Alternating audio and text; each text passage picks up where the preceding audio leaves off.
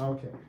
Go ahead, Ryan. Take it away. All right, what's up, everybody? Welcome to Name and Fame. This is episode 5, and today I'm just super excited to be here with the group Grand Official. I'm gonna have you all. We'll start by introducing ourselves and tell us what you do in the group, and we'll start down there. My name's Grip. I'm the producer of the group. I'm Abados. I'm the writer, MC. I'm DJ Hallucinate, Grand Official Crew.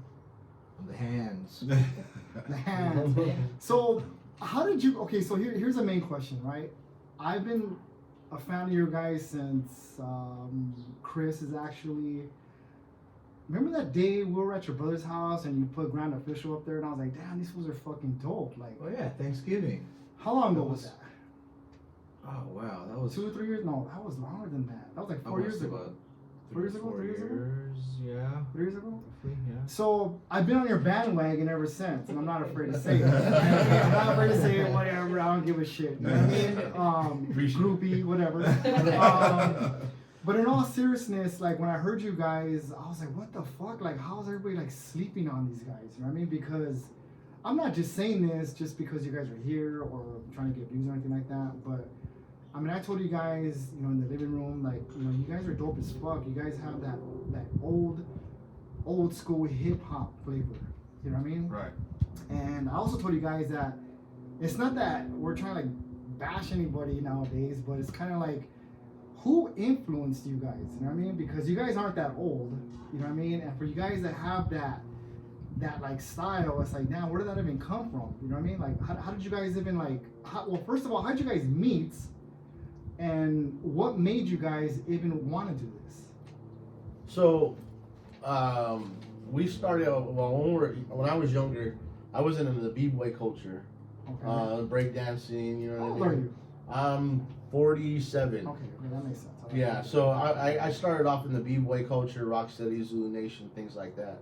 And we had a little crew back in the day, and that's how I met Hallucinate. They had told me there's this really dope DJ, and I ended up, meeting up with them. And after that, we were just like inseparable. We were really cool and just linked up really quick. And then we ended up meeting Dose probably a few months after, maybe almost a year after that me and Hallucinate had met up. And in Pico, we were from Pico Rivera. Okay. Hip hop heads at that time in the '90s looked for other hip hop heads because it was really gang infested at that time. You know, the '90s. I know. And so like if you saw somebody wearing, a Kango, you saw somebody wearing Pumas, Adidas, or whatever, you were like, oh, another hip hop head. Yeah. You know what I mean? And it seemed like we all kind of gravitated to all the hip hop heads that were around our community. Yeah, if someone wasn't wearing Ben Davis, it was like, oh. Yeah. You know what I mean? Like, Yeah. So we ended up linking up with Dose, and he was a really dope MC. I actually met Dose through an ex-girlfriend of mine. oh Yeah. There was a thing called B-Boy Summit out in San Diego. Yeah. I heard of that. They still do that, right? They just stopped it maybe about a year ago. Okay, yeah, because I heard about it. Yeah. So my ex-girlfriend actually brought him along. We were all supposed to go over there. Almost to make me jealous in a sense. Oh wow. Right? Oh, Yeah. Yeah, because another hip hop head that she met. No, you're handsome. You're handsome.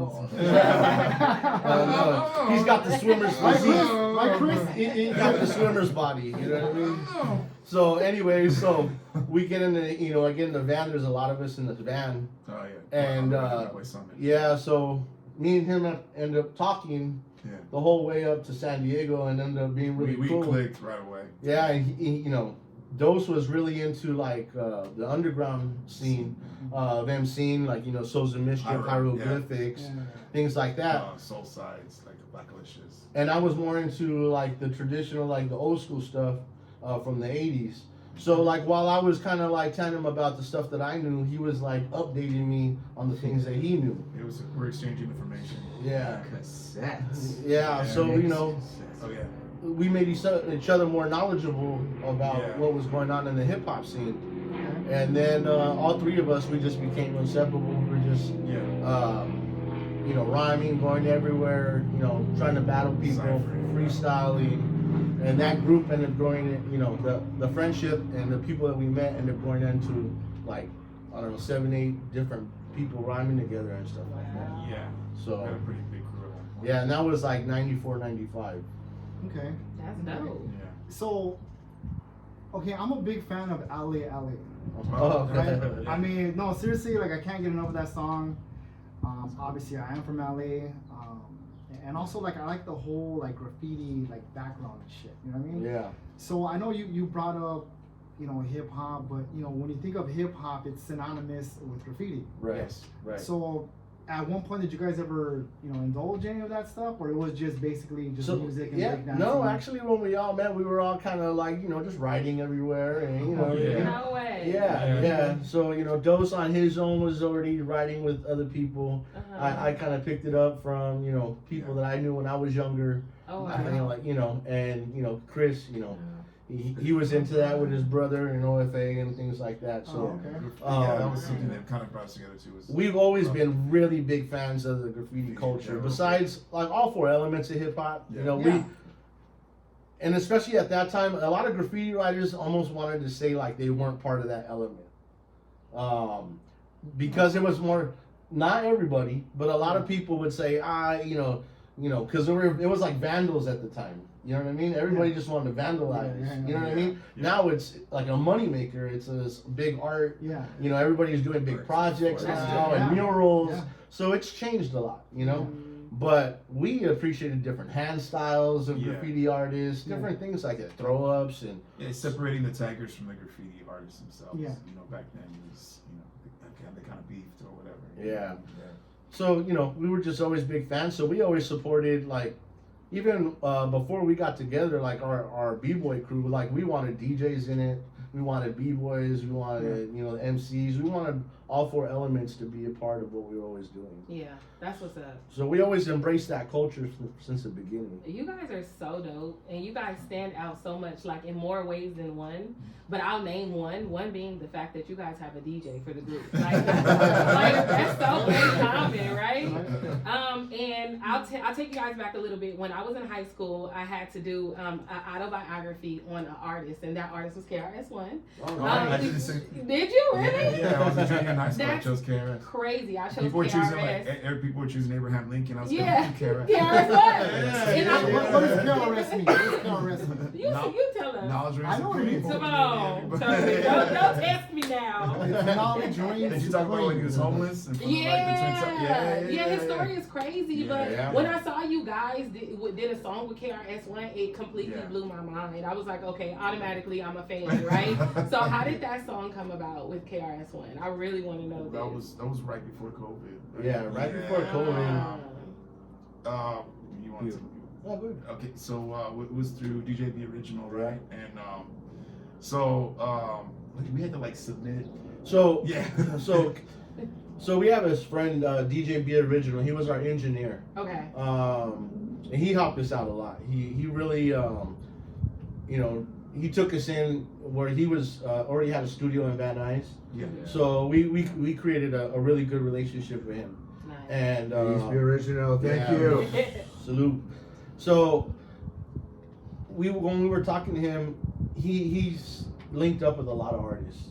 He's DJ'd for so many different people, and he was really linked up with like the Wu-Tang Wu-Tang. cats Mm. and things like that. So when we were told him we were doing an album, he was really supportive of it.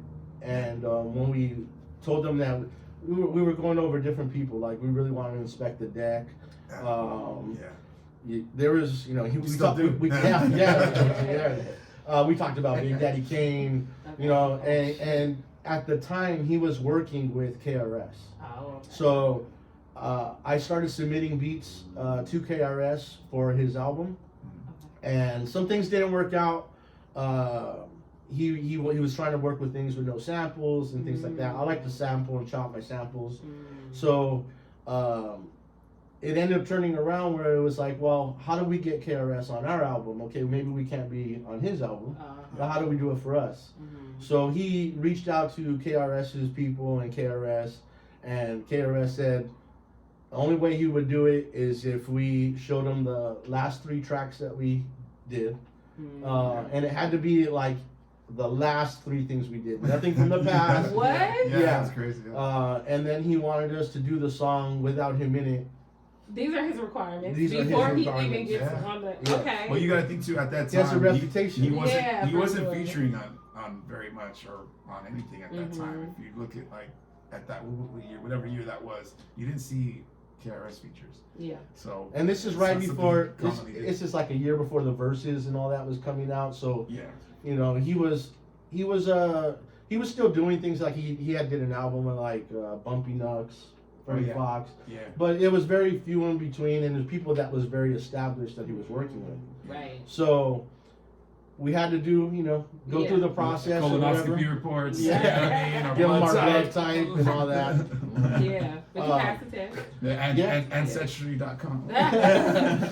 So when they were in the studio, Be Original had told me that he goes, "Hey man, KRS, he has all his rhyme books. He comes with bags of rhyme books and stuff.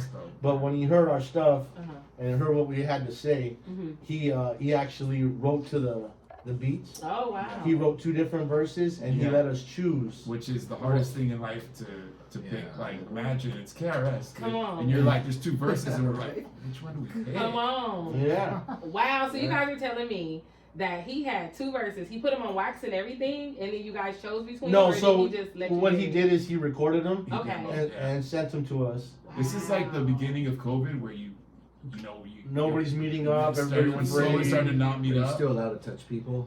Yeah. Yeah, So yeah. it's like, and then I think he was back and forth to Jersey or something. Right? Atlantic City. Atlantic City.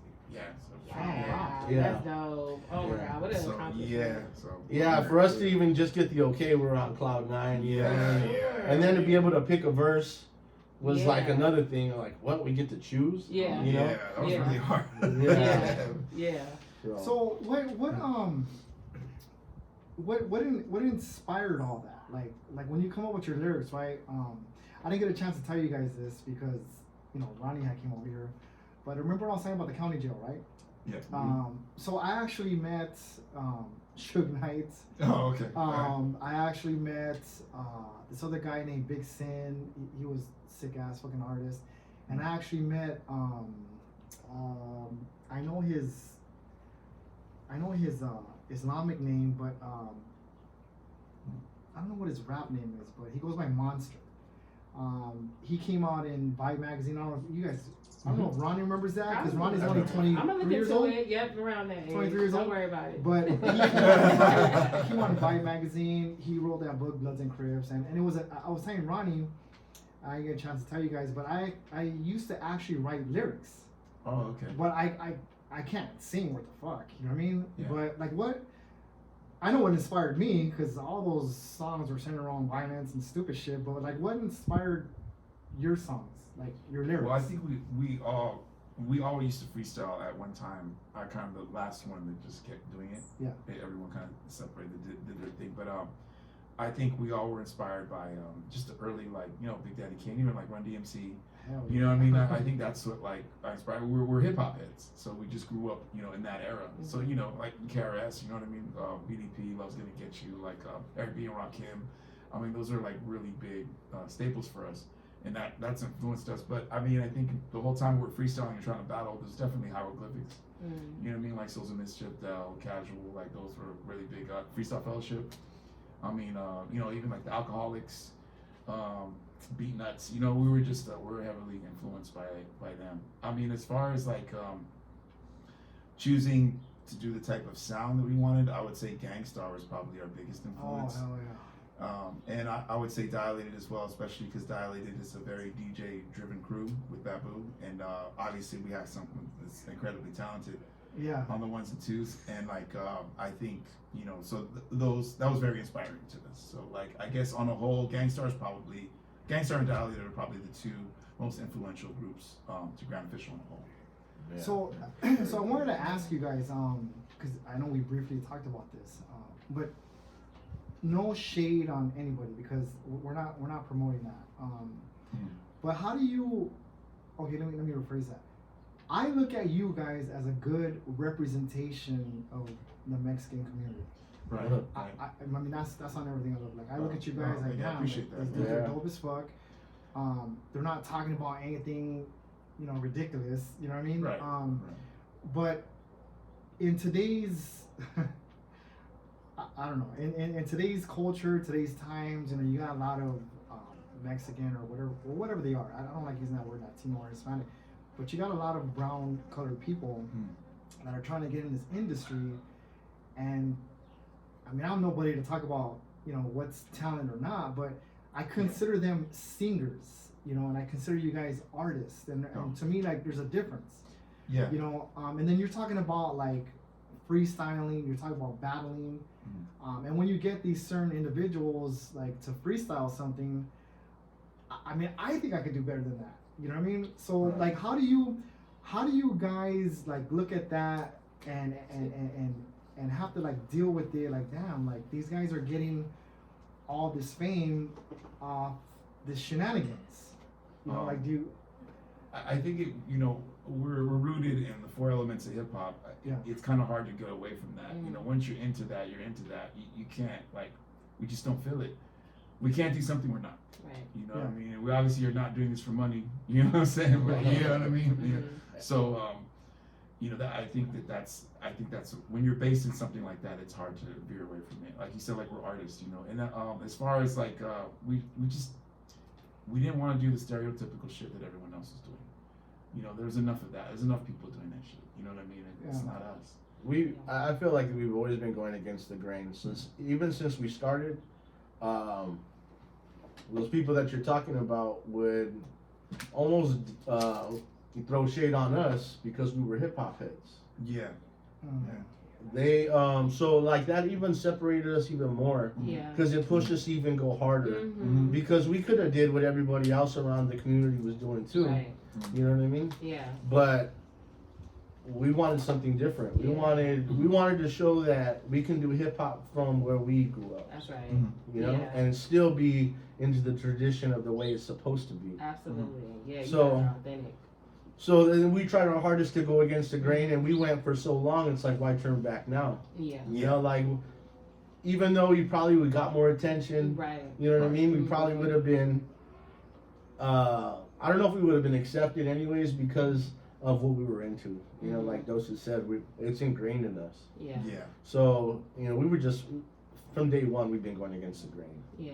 It's a lot of power in staying true to yourself. Oh yeah. Like, it takes a lot, because like you said, you could have went against the grain and that could have maybe shot or skyrocketed, but you chose to stay true to the art of it, and I feel like that's the most. And mind you, in the 90s when we did say we were freestyling and stuff like that, those ciphers, we were surrounded by gangster rappers. You know, Pico Rivera, it was nothing but gangster rappers. Oh wow. So the people that we would battle, unfortunately, wouldn't be hip hop heads. Yeah. You know what I mean? Yeah. And it was so simple to just yell out a neighborhood and get the whole party to back you. Yeah. You know what I mean? For So- sure. And that's not us. So. Yeah. Yeah. Okay. So I have a good question for you guys, because as we talked about it, I also was an artist, and I did a lot of my music video treatments on my own.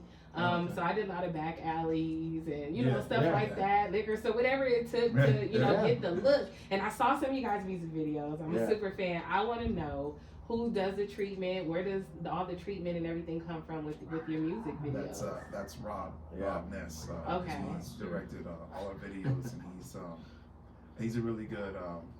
Well, he's an artist as well, and he's really good with editing. Right? Yeah. He's just one of those like you're just talented dude. Rob was into he's really into like short films and documentaries and things like that. So it was a little different for him to kind of do what we were doing. Yeah. But Rob's known us for a long time, so Rob knows what we want. Okay. Right. Okay. So he was like the perfect fit for what we needed to do. Yeah, I love the music videos. Super dope. Like thank I'm you. I'm torn between looking at the video, listening to the lyrics. You know, like it definitely was giving some sort of like movie almost. The edits are super dope for sure. Yeah. So what is so where can people check out your music? Like, what are you guys on right now? We're on every social platform. Yeah. Every YouTube Music, YouTube, Spotify, Apple Music. I think Bandcamp and all those things. So Yeah. we're on all social Grand platforms. Official all across the Yes. platforms. Yeah. You guys check out Grand Official. Yeah. Look at some of their music Quit sleeping on videos. Do not sleep on my boys. Let me tell y'all, this new generation of music, it's something that is very different. I know how it goes with the generational gaps between music. Right. So I respect all artists, period, and whatever era they come from. But this specific era right here, even me and my generation can listen to the music that you guys spit out for sure. Appreciate Thank that. you. So yeah, So for sure. what is next for you guys? Like, do you guys have anything coming up? Because I know Chris, who hasn't spoke a word. He's just sitting there acting like he's a Chill, He's so chill, cool. Yeah, hey, just let everybody else talk, Chris. Let everybody He's else so talk. cool. God, okay. He speaks with his hands. And Yeah. He speaks with his eyes. Yeah. He's looking at you guys right now, speaking with his eyes. Yeah. But what do you guys have upcoming? Like, We're you working, guys have new we're working on the albums? second album right now. Okay. Yeah, we have a couple of tracks going, and yeah, I mean that's just we're moving on to the next. You know, we're not gonna Nice. stop. You know, as far as like Hallucinate, yeah, I mean he may not talk a lot, but Hallucinate's like an assassin. Like you hire him to do something, and he does These it. guys are waiting on me for the new album. Right Yeah, now. no, I mean, Yeah. I think we've said it in like other Yeah. interviews. Like, you know, you ask Hallucinate, like, hey, I need this flare scratch right here, and this sound right here, and this manipulated in this cut, and then I need to separate these 4 words within this 5-word cut, and he'll do it, Wow. and he knocks it out. So I mean, that's Yeah, it's he's like, That's right. talent. it's like He's having a right. hitman Oh. rolling with you all the We time. wait for him dude. till he's ready, and then we call him. And he Yeah, like, has it's his- like, hey, Yeah. Yeah. So are we Yeah, expecting it's- an album before the year is over? Sorry, Chris. Yeah. yo, yeah, yeah. Yeah. Yeah? Yeah. Before the year is over? Yeah. Yeah. Y'all heard it here Yeah. first. Okay, all right. Yes. Is there anything you guys wanna say or promote or? Oh man, just keep checking out our music. You know what Yeah. I mean? And thanks for everybody that is supporting it. definitely. Especially like expertise out in Canada. Oh, yeah. Shout out to We got Expertise. the Reagan era guys, Right. Reagan era crew records, Grassroots. Grassroots, all these guys that have been supporting us and making the music move. So Yeah.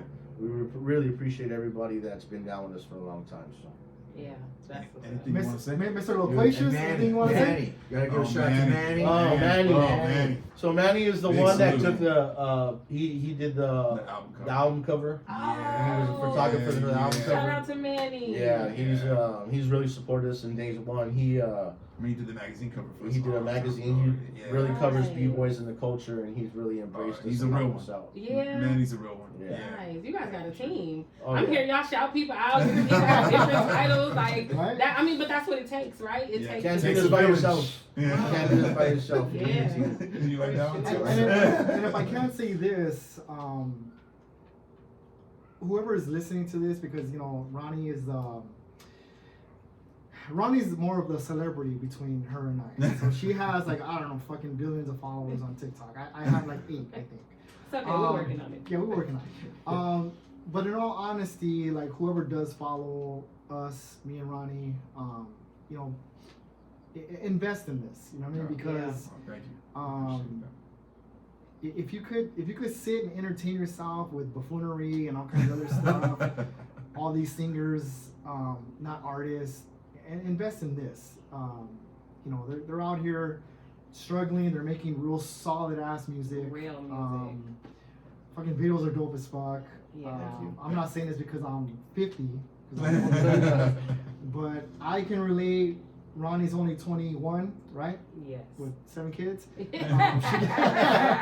She can relate, and who knows? Wouldn't it be fucking funny You gotta do it. if they actually collaborated one of these days? I don't know. It'd be funny. Yeah, that'd be But, dope. I never mean, know, we can right? always mix the powers, you Yeah. know? It might be dope, It you would know? be fun. It's a whole lot of aura. Right? And I'm always the girl amongst a whole bunch of guys. So, this is like real normal for me. I was telling him I was like the first lady of all the underground labels that I ever did. Shout out to the Hardhead Ballers in Compton. So you know what I'm saying? So I'm used to being the girl amongst the boys. So Nice. yeah. But thank y'all for coming. Thank you for having us. Yeah, Thank you guys. you guys are so humble. Like, I want to tell you guys seriously, like, you guys have put in the work and you did what you got to do, and the music speaks for itself. And I really, honestly, couldn't be more happy to have y'all here. Thank you. Yeah. So if we can, this is what I would like to do, because you're like the first celebrities that we've had. Yeah. I would like to take a picture of all of us and put it in the back of our podcast. That would be so dope. Right? Sure, Yeah. I would like that, and hopefully there's some grand official stuff you guys have. We could just leave it, Yeah, post we'll it up shoot right you. there. Yeah. Because I'm a supporter. Yeah. You know We what I mean? appreciate that. Yeah. So you guys don't have any last words? That's it. How about you, Mr. Dude, Loquacious? just, That was it. Just your one shout out. Quick shout out to Anakin Aiden, 632 Hey. crew. I'm gonna Shout count out how to many Bonnie. words you actually said. All near you. And with that, Ronnie's gonna give the Mexican Yeah. handshake to everybody. Yeah, come on, let's go. Mexican handshake. Oh, So he you doesn't don't know it. He doesn't So know you it. So you do a Get slap, out. boom, and then you do a Yeah, he doesn't know. He doesn't know. Come on. It's because he's from. All right, thank you All right, guys thank for you guys for watching. watching. We love Leave us a everybody. like, a comment. Bye. Yeah, bye.